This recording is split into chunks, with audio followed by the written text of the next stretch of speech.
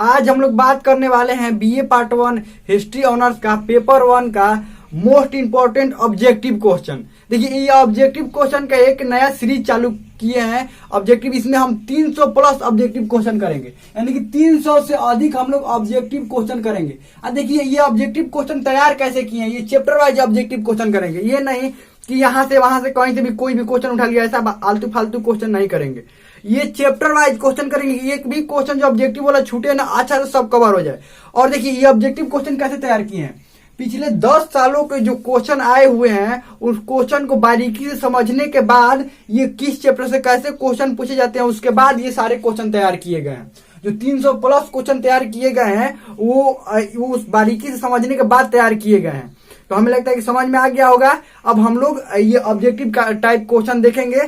देखिए सबसे पहले हमारा क्वेश्चन है, देखिए ऑब्जेक्टिव का टाइप क्वेश्चन ऐसे ही नहीं देखेंगे। ये मान लीजिए किसी का आंसर, ये ऑप्शन देख लिए कि मानव स्मृति को आंग्ल भाषा में अनुवाद किसने करवाया, तो ये इसका आंसर हो जाएगा विलियम जोन्स। लेकिन इससे रिलेटेड और जितने भी क्वेश्चन बनते हैं उस क्वेश्चन को भी देखेंगे। ये नहीं कि बस पहला का आंसर बी सी ऐसे करके नहीं, ये पूरा अच्छा से हम लोग देखेंगे कि उसके आसपास और कौन कौन से क्वेश्चन पूछे जा सकते हैं। हमें लगता है समझ में आ गया होगा। हम लोग अब क्वेश्चन देखते हैं। देखिए पहला क्वेश्चन है, और देखिए आपको कोई डाउट होगा तो आप कमेंट में पूछ सकते हैं। अब देखते हैं पहला क्वेश्चन। देखिए पहला क्वेश्चन है, मनुस्मृति को आंग्ल भाषा में अनुवाद किसने करवाया।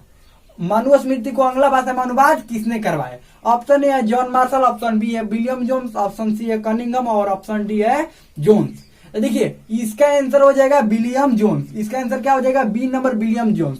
अब देखिए मनुस्मृति पहले समझ लेते हैं क्या होता है। मनुस्मृति भारतीय जो प्राचीन समय में भारतीय समाज को चलाने के लिए जो नियम कानून जो बनाए गए हैं वो इसमें वर्णित है। किसमें, मनुस्मृति में, वो इस ग्रंथ में वर्णित है। तो उसी को क्या कहते हैं, मनुस्मृति कहते हैं। जो समाज के प्राचीन समय में जैसे समाज चलते थे, कैसे चलाया जाता था, वो सब इसमें वर्णित है। उसके बाद आंग्ल भाषा में अनुवाद करें। आंग्ल भाषा का मतलब क्या होता है, आंग्ल भाषा मतलब अंग्रेजी होता है। क्या होता है, अंग्रेजी होता है। आंग्ल भाषा मतलब अंग्रेजी होता है। आगे बढ़ते हैं, ये समझ में आ गया होगा। मनुस्मृति को आंग्ल भाषा में अनुवाद किसने करवाया, विलियम जोन्स ने, यानी कि आंग्ल भाषा यानी कि अंग्रेजी भाषा में।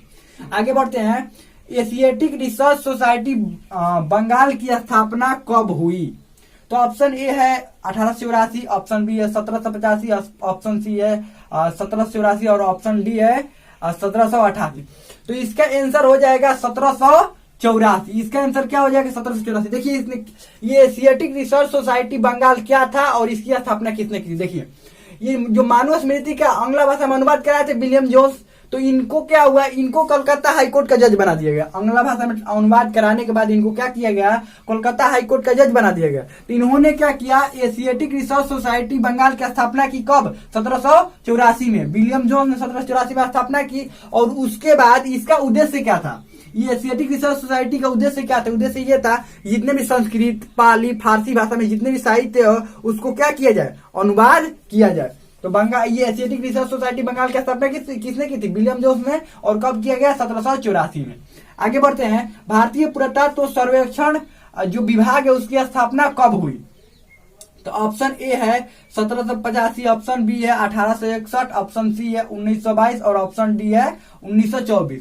तो इसका आंसर हो जाएगा 1861। उसके बाद देखिए ये भारतीय पुरातत्व सर्वेक्षण विभाग क्या होता है। ये भारतीय पुरातत्व सर्वेक्षण विभाग का मतलब ये होता है, इसका उद्देश्य ये था कि जितने भी भारत में टीले हैं, पुरातात्विक स्मारक है, उन सब के बारे में जाना जाए और उसकी खुदाई की जाए। मान लीजिए टीला जो हो गया, ये कि वो टीला के अंदर क्या है, कैसे है, जितने भी पुरातात्विक साक्ष्य है उसको इकट्ठा किया जाए और भारतीय इतिहास के बारे में उससे भारतीय इतिहास के बारे में क्या हो, समझा जाए और जाना जाए कि हाँ भारतीय इतिहास क्या था उन टीलों से और उन स्मारकों से। तो यही है भारतीय पुरातत्व सर्वेक्षण विभाग, स्थापना 1861।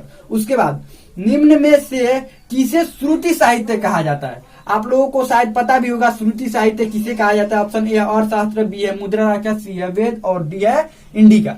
तो ये वेद को श्रुति साहित्य कहा जाता है। आप लोगों को पता भी होगा श्रुति साहित्य क्यों कहा जाता है, कि शुरू में वेद को सुनकर याद किया जाता। शुरू में वेद लिखित नहीं थे, इसको क्या किया जाता था, सुनकर एक से दूसरे को उससे अगले पीढ़ी को क्या किया जाता था, सुनाया जाता था। इसीलिए वेद को क्या कहते हैं? श्रुति साहित्य। और वेद को का अर्थ होता है, ध्यान समझिएगा, ये भी क्वेश्चन पूछ लिया जाता है। वेद का अर्थ होता है ज्ञान की पुस्तक। वेद का अर्थ क्या होता है? ज्ञान की पुस्तक। ठीक है, आगे बढ़ते हैं हम लोग। अगला है 5 नंबर, वेद कितने प्रकार के होते हैं? आप लोगों को पता भी होगा वेद कितने प्रकार के होते हैं। ऑप्शन ए है 1, ऑप्शन 2, ऑप्शन बी है 2, ऑप्शन सी है 8 और ऑप्शन डी है 4। तो वेद कितने प्रकार के होते हैं? 4 प्रकार के। देखिए कौन कौन वेद? ऋग्वेद, सामवेद, यजुर्वेद, अथर्ववेद। 4 प्रकार के वेद होते हैं। शुरू वाले वेद जो है उसको ऋग्वेद कहते हैं। सबसे प्राचीन वेद कौन है? ऋग्वेद। ध्यान रखिएगा, ये भी क्वेश्चन पूछ लिया जाता है। सबसे प्राचीन वेद ऋग्वेद, और यजुर्वेद, सामवेद, अथर्ववेद ये बाद में इनकी रचना हुई। इसीलिए शुरू वाले काल को, वैदिक काल के शुरू वाले काल को ऋग वैदिक काल, बाद वाले को उत्तर वैदिक काल। उत्तर वैदिक काल में ये तीनों वेद की रचना हुई। ये सामवेद, यजुर्वेद और अथर्ववेद, ये तीनों वेद की रचना उत्तर वैदिक काल में हुई। चलिए आगे बढ़ते हैं।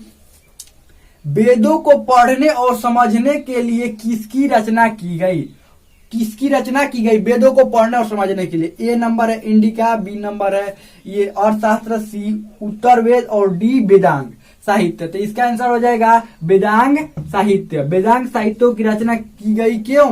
ये वेदों को पढ़ने और समझने के लिए वेदांग साहित्यों की रचना की गई।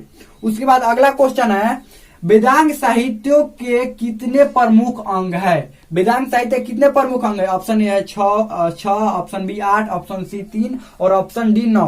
तो इसका आंसर हो जाएगा 6। वेदांग साहित्यों के कितने प्रमुख अंग है? 6। आपको याद भी होगा, शिक्षा, कल्प, व्याकरण, छंद, निरुक्त और ज्योतिष। कुल कितने हैं? 6 गो है। तो ठीक है, और आगे बढ़ते हैं। 8 नंबर क्वेश्चन है, त्रिपिटक किस साहित्य के अंतर्गत आता है? त्रिपिटक किस साहित्य के अंतर्गत आता है? ऑप्शन ए है बौद्ध साहित्य, ऑप्शन बी है जैन, ऑप्शन डी है ब्राह्मण साहित्य और ऑप्शन डी है इनमें से कोई नहीं। तो इसका आंसर हो जाएगा बौद्ध साहित्य। बौद्ध साहित्य के अंतर्गत त्रिपिटक आते हैं। त्रिपिटक किसका? ये बौद्ध साहित्य। त्रिपिटक क्या है? बौद्ध साहित्य। त्रिपिटक तीनों का नाम है।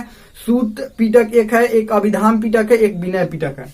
ये 3 गो पिटक है त्रिपिटक, इसीलिए उसको क्या कहा जाता है? त्रिपिटक। उसके बाद अगला क्वेश्चन है, अर्थशास्त्र किसने लिखा था? अर्थशास्त्र किसने लिखा था? ऑप्शन ए है मेगास्थनीज, बी है कलर, सी है जस्टिन और डी है चाणक्य।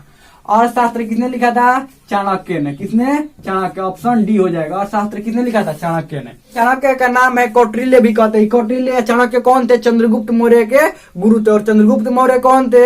ये जो मौर्य वंश है उसके संस्थापक कौन थे? चंद्रगुप्त मौर्य थे। उनके गुरु कौन थे? कौटिल्य या इनको चाणक्य भी कहते हैं। इन्होंने क्या लिखा था? अर्थशास्त्र। देखिए अर्थशास्त्र में है राजनीति के बारे में। अर्थशास्त्र कैसा किताब है? उसमें है राजनीति के बारे में। राजा कैसे होना चाहिए, राजा को क्या क्या करना चाहिए, राजा का कार्य क्या है, ये सब पूरा वर्णन है किसमें? अर्थशास्त्र में। आगे बढ़ते हैं। 10 नंबर क्वेश्चन है, इंडिका किसकी रचना है? इंडिका किसकी रचना है? ऑप्शन ए है जस्टिन, बी है कलर, सी मेगास्थनीज और डी है बाणभट्ट। तो ऑप्शन सी आंसर इसका हो जाएगा मेगास्थनीज। इंडिका किसने लिखा था? मेगास्थनीज। अब मेगास्थनीज कौन था? राजदूत था। राजदूत का मतलब राजा द्वारा भेजा गया जो दूत होता है, एक राजा से दूसरे राजा के पास जो संदेश पहुंचाने के लिए जाता है उसको क्या कहा जाता है? राजदूत कहा जाता है। तो ये राजदूत था। कौन था? मेगास्थनीज। तो मेगास्थनीज ये चंद्रगुप्त मौर्य के शासनकाल में आया था। किसके शासनकाल में? चंद्रगुप्त मौर्य के शासनकाल में मेगास्थनीज आया था। और इसके ये आया तो यहाँ के समाज, लोग कैसे रहते हैं, राजा के बारे में सब लिख कर लेकर गया। इसकी पुस्तक में कौन सी? इंडिका। ये इसी की पुस्तक है इंडिका। ये हमें लगता है कि बहुत अच्छे से आपको समझ में सब चीज आ गया होगा। जो भी डाउट होगा आप कमेंट में पूछ सकते हैं। इसके आगे क्वेश्चन अगले पार्ट में हम लोग करेंगे। अगले पार्ट में इसके अगला क्वेश्चन हम लोग, आगे वाला क्वेश्चन अगले पार्ट में हम लोग देखेंगे। हमें लगता है कि बहुत अच्छा से आपको समझ में आ गया होगा।